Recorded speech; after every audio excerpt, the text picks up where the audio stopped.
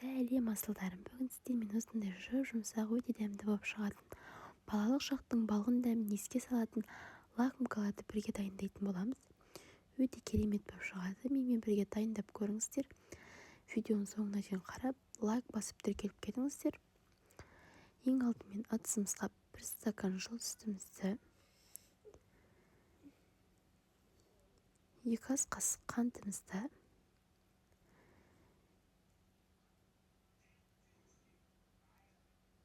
2 жұмыртқамызды, 1 жұмыртқамыздың сарысын бөлек алып қоямыз.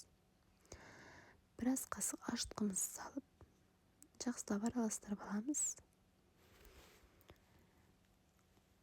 Дәміне қарай тұз саламыз. Електен өткізіп ұн салып, түйіршік қалмайтындай етіп біркелкі етіп араластырып аламыз.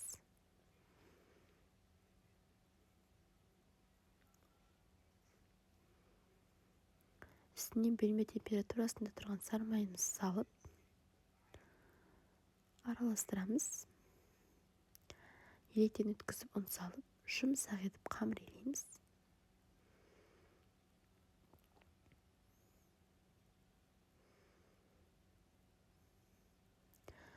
Қамырымызды көтерілгенше алып қоямыз. Оған дейін салмамызды дайындаймыз. Салмамызға маргарин мен молоко из сгущенканы қолдандым. Өз қалауларыңызша варенка из сгущенканы да қолдансаңыздар болады. Барлығын жақсылап араластырып, біркелкі болғанша миксердің көмегімен араластырып аламыз.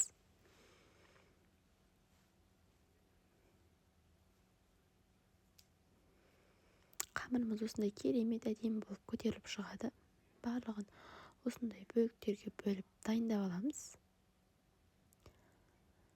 Видеода көріп тұрғандай қамырымызды дөңгелек етіп жайып,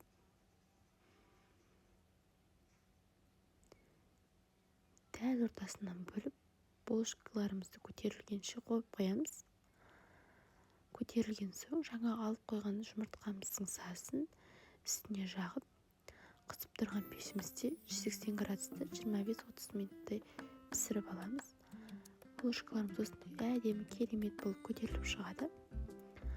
Мен кружкасына осындай бір булочканы қолдандым. Жақсылап майдалап, оқтаудың көмегімен осындай керемет кружка дайындап аламыз. Булочкаларымыздың дәл ортасына осылай бөліп, жаңа істеген салмамызды дәл ортасына жағып, шет-шетіне осылай жағып аламыз. Жаңа кружкемізбен шетін сәндеп аламыз.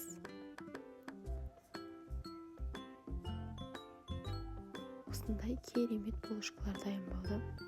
Жоқ шіркін, кезінде мектеп оқитын кезімізде буфетке барғанда қоңырауда осы лакомкасыз қайтпаушы едік. Дәмі өте керемет. Балалық шақтың балғын дәмін еске түсіреді. Отбасыларыңызға міндетті түрде дайындап беріңіздер. Видео ұнаған, пайдалы болған болса, тіркеліп лайк басып, комментарий жазып кетіңіздер. Ас болсын.